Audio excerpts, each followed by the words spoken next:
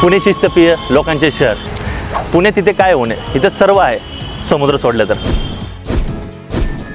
दगडूशेठ गणपती, जिथे न मागता इच्छापूर्ती होते.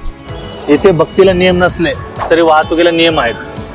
लाल महल, जिथे भिंती इतिहास सांगतात आणि पाट्या शिस्त शिकवतात. Madam, no parking. इतिहास अनुभवा, पण गाडी पार्किंग मध्ये लावा.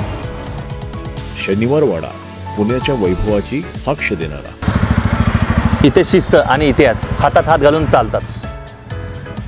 पुणे, इथल्या गल्लीबोळात संस्कृती, परंपरा आणि स्वाभिमान आढळतो. गल्ली छोटी पण रुबाब मोठा.